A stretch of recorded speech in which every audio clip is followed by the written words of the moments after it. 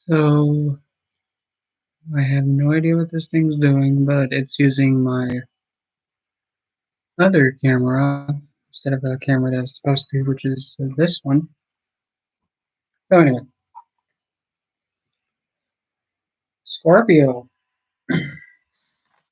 Sign of Scorpio is the original 8th house of the zodiac belt, and for those of you that are just going to think, well, Scorpios are the most dark, they're the most cruel, they're the most destructive, they're the most, you know, spiteful, they're the most, you know, getting around town, if you know what I mean. They're the most talkative. They're, well, that's only the negative aspects of it. And also, Scorpio is one of the two most karmic signs of the whole zodiac. Scorpio is ruled by Mars, south node of the moon Ketu, and Pluto. And you're probably thinking, why are you talking about Pluto all of a sudden? I thought you were just a Vedic astrologer. Well, I practice both, and I incorporate both. I don't just stick with one. So, Scorpio, what does Scorpio as a sign represent? Scorpio, again, is one of the most lowly unappreciated signs, and no, if it wasn't for Scorpio, you wouldn't actually be having the study of occult astrology and crystals and stuff like that. Because Scorpio is the sign that actually goes down deep, like deep into the earth, because that's where all this stuff is hidden. Scorpio is that sign that the best way to put it is think of kind of like a what is that called? When you're like infiltrating like a building or something, like trying to assassinate somebody, that's Scorpio. What you're doing is you're going in the dark, unseen, and you're going behind enemy lines, and then when you have like a target there that you're trying to take out, that's when you assassinate it, because that's Scorpio. Scorpio is the sign that is about actually assassinations, because it's sudden things happening, and things that are sudden that happen, it can be like sudden lottery winning. Suddenly, all of a sudden, you just get a random inheritance out of nowhere, because for some reason you have a family member in England who kicked the bucket, and now you have all their estate. That's Scorpio. But at the same time, Scorpio is also like sudden disastrous events, like suddenly needing a heart transplant. That that's Scorpio. Scorpio also represents surgeries and any kind of medical procedure that you actually have to cut and slash with. So surgery, surgical tech, and also here's a good one. Scorpio also represents tattoos and tattoo parlors and tattoo artists, because you have to penetrate the skin and you gotta go very carefully with it. But mainly when you have a tattoo artist, that usually has Scorpio involved with Venus or Mercury, because Venus is art and beauty, and Scorpio is, well, penetrating. That's another part of Scorpio. But what you're doing is you're using your creativity by penetrating to actually make art on somebody's skin. And also Mercury too, because Mercury is the hands. So Mercury, you got to be able to use your hands and be very careful when drawing the piece on. The same thing would be probably better if you also have Saturn involved too, because Saturn is the one that has self control and restricting Mercury from going all over the place and going very slow and steady and being perfect. Kind of adds for extra support. Scorpio also, yes, represents the doing it part, and not in the way that you think that it's like very like crude. That would be more of, I don't know what the heck that noise was, but I'm gonna turn that off because that was a bit rude. Pretty much anything that involves the act of human merging, I'm gonna put it that way, is Scorpio. But now say if you have something like an example, say if you have Rahu in Scorpio, that's a debilitated spot for him, because he's trying to make money by overkilling, because Scorpio can overkill or be in a way that's too much. Because Scorpio is like distilled standing water. It can be the purest thing ever, or it can be the most toxic thing. It's one of the extremes. It can't be either one. It can only be one at a time. It's not like Pisces, where Pisces is just like a big death. Scorpio is like the standing still, like either being pure or tainted, and it can only be one of the two. Cancer is more that flowing river and very nurturing kind of water that flows. Scorpio's because it's fixed water. Fixed water can again be pure or depends. It depends on like what other planets and how Mars, K2, or the south node of the moon, and Pluto are. When it comes to, say, like stones related to Scorpio, well, obviously anything that's black, like this is a piece of smoky quartz, or that I prefer to call it shadow quartz, like dark stones, like this dark amethyst, black tourmaline, and this is a big one, shungite. Shungite is a stone that pretty much you can put this in water that's kind of toxic and pretty nasty, and it has all the grody in it. You plop this little guy in it, it's going to make the water clear. I'm not even kidding. That's what shungite does. It's pretty much like those fish that you have in a fish tank that just swim around and they eat the what's that called? They eat the whatever that nasty stuff that grows inside of a fish tank. Yeah, this thing is like the bottom feeders. It goes eats all the nastiness off. And Scorpio gets mainly its bad rap because it's too intense. Despite it being intense, it is one of the most loyal signs out of all of them. So loyal to the point where it can kind of make other signs feel like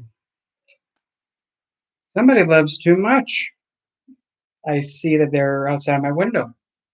It's that kind of intensity.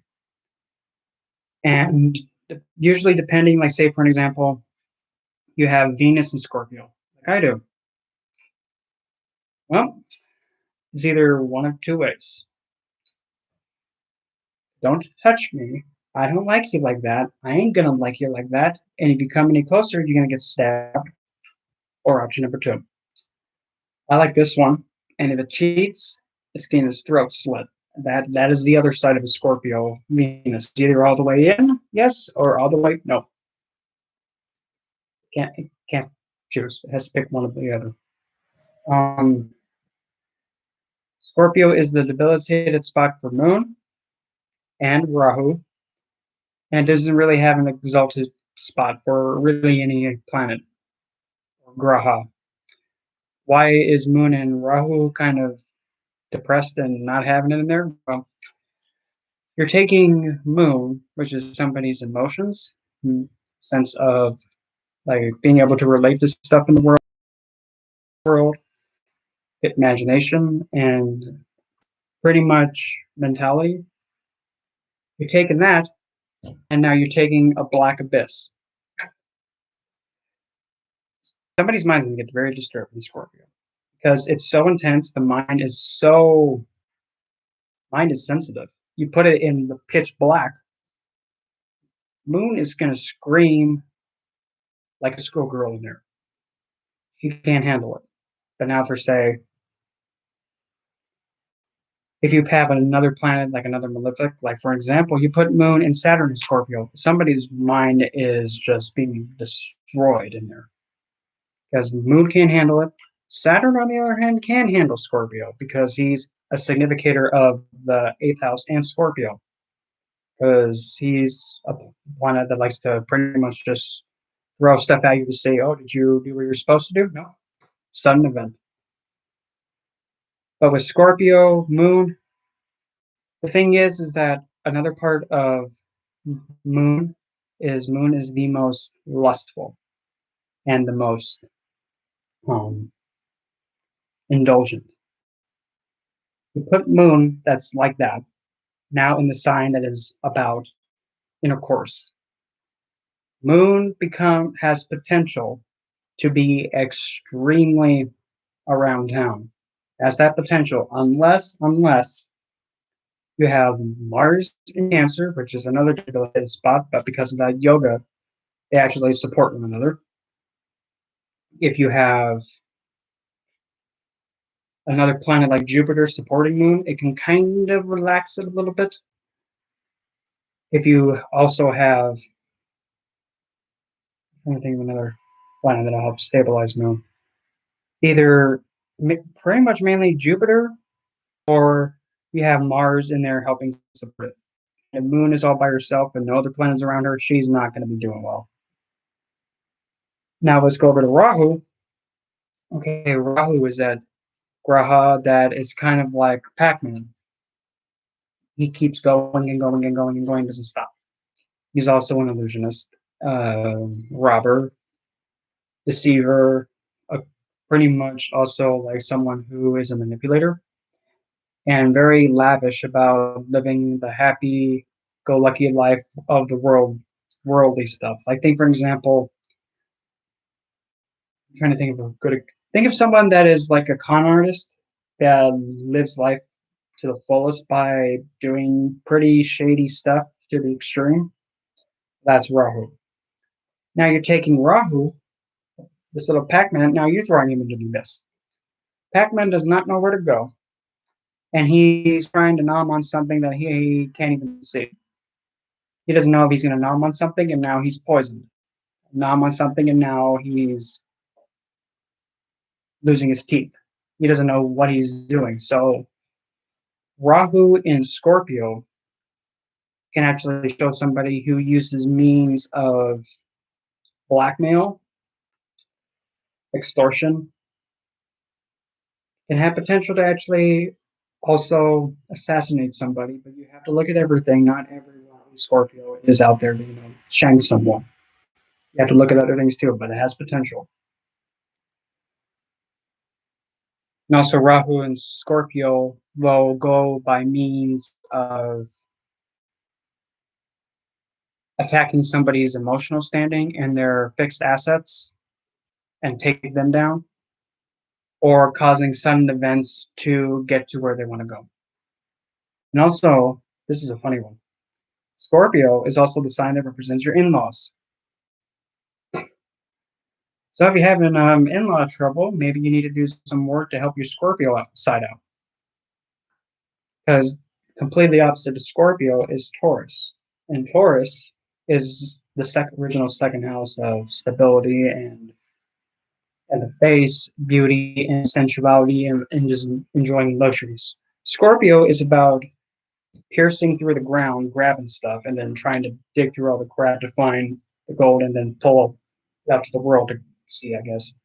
Scorpio also represents government taxes because nothing says BS like taxes, or whatever government. Um, Scorpio also represents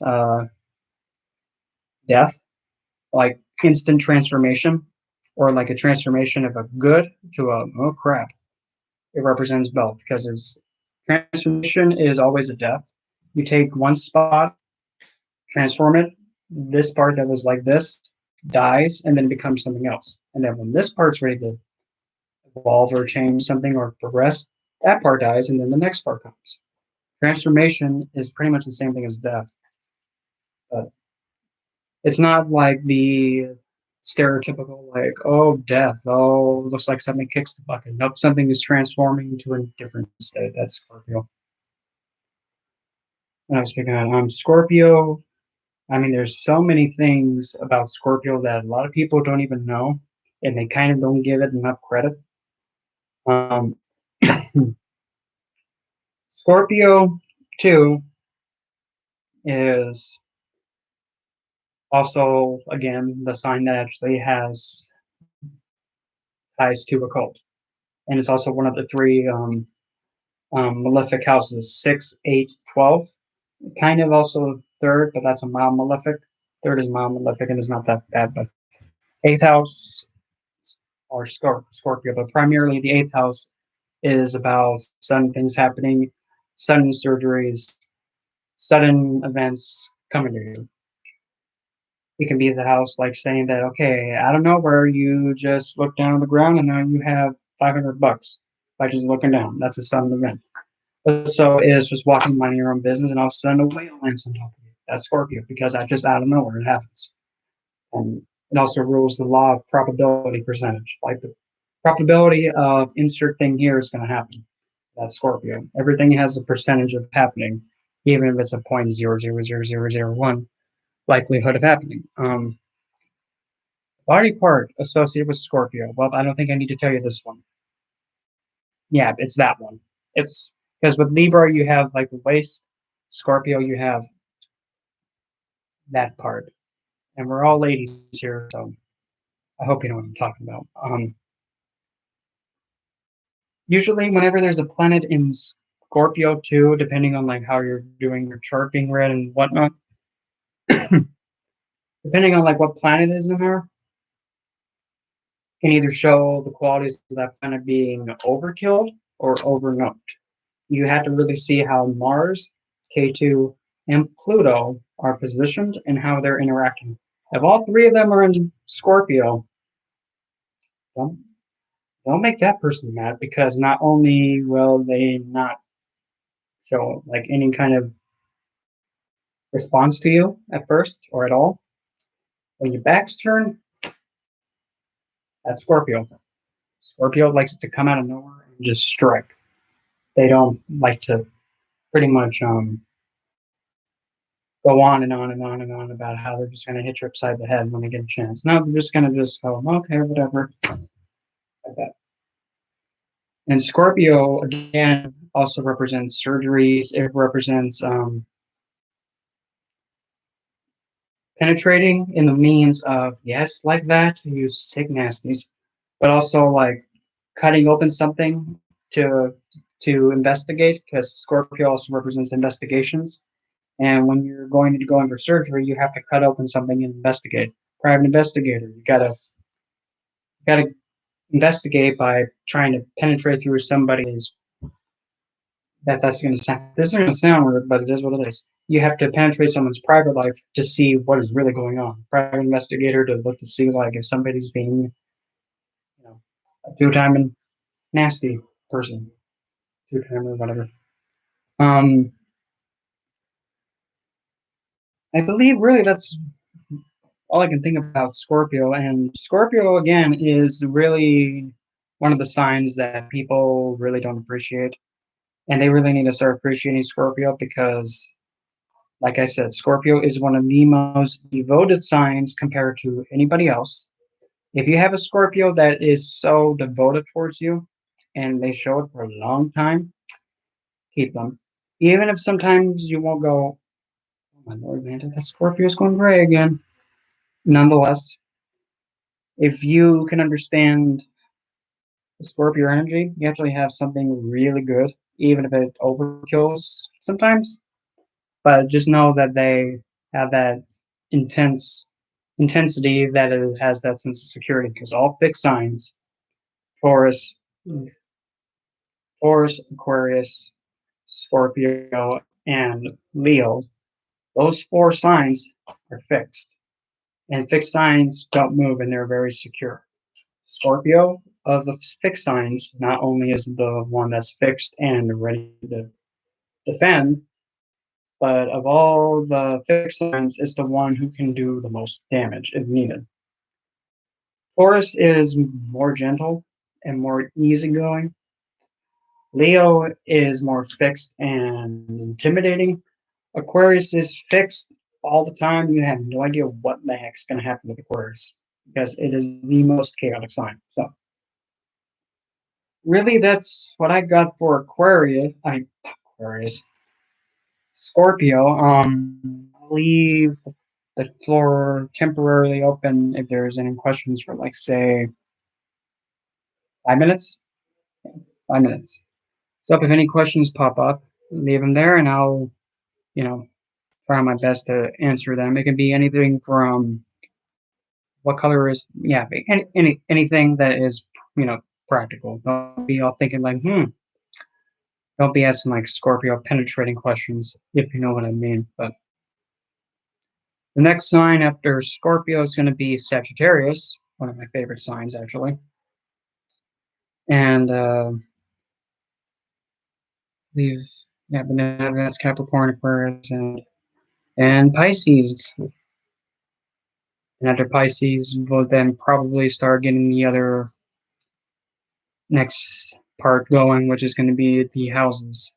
And pretty much what the houses is the exact same thing as the zodiac signs, with a little bit of a twist. And oh, another thing I forgot to add about Scorpio too. Wherever Scorpio is placed in your birth chart, like for an example here, say for an example, here, I'll use actually here. We'll keep it great. Um, say for an example, you have. I'm trying to find. Oh, here we go. Say for an example, you have in your seventh house. Right where my fingers at. You see the bottom one, like right here. That's the seventh house. If you're using the wheel one, it would be the one that's completely opposite to the where the sun is sitting. But eighth, when you have Scorpio in the seventh house of spouse figure, partner, legal contracts, and other people and agreements, you have Scorpio there. Uh-oh. Well, not really. Uh-oh, it's just that you have a lot of karmic stuff to deal with other people regarding to usually marriage, partnership, and if you actually have a Scorpio seventh house in your marriage chart, which is in Vedic, if you have Scorpio there, you have a lot of karmic debt to pay. Because Scorpio's that sign that's karmic, heavy, and it isn't easy to deal with, but it can be dealt with. You just need the patience. Also, wherever Scorpio is at, that's where most of your intense karmic stuff is sitting at. Also, wherever Scorpio is at is where you tend to be very secretive about. You don't really like to talk about areas like that. And for some reason, I don't know why, I don't even know why this is considered, but wherever Scorpio is at, that tends to be kind of what can, you know, get you in the mood, if you know what I mean. But yeah, it's kind of a weird one, but that's just what it is. Um, oh, I also forgot. To also add with the south node of the moon K2 in Scorpio.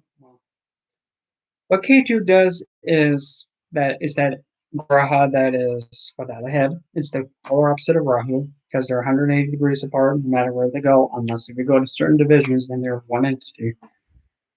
But K2 is that planet, is that Graha that's meh about everything because he doesn't have a head, so how can he even know what anything is? So he's meh with everything. All he wants to do is just look within and just, no matter what comes in front of him, he's like meh with you. He could be literally anything. You can even have K2 in um like you can have K2 in like Sagittarius where it's just like higher education, meh with it. Pilgrimage, meh with it. Postgrad education, meh with it. K2 is just meh about everything. But at the same time too, K2 is where you have excelled in the previous lifetime. And wherever you go, if you go towards K2, that's where you're actually going to be getting a big love tap in growth and be able to find more than you can ever think of. And I guess there's really no questions, so I guess I'll just leave it here. And next sign is going to be Sagittarius, and I'm going to plan on doing that tomorrow. So if there's any questions at all, just feel free to just put them in the comment bar below, I guess, if there's a spot for that. Or, you know, you can actually just message me them if you're on my Facebook, and I'll be happy to answer them best that I can. So, other than that, that's all. So, have a good one, guys. See you tomorrow with Sagittarius.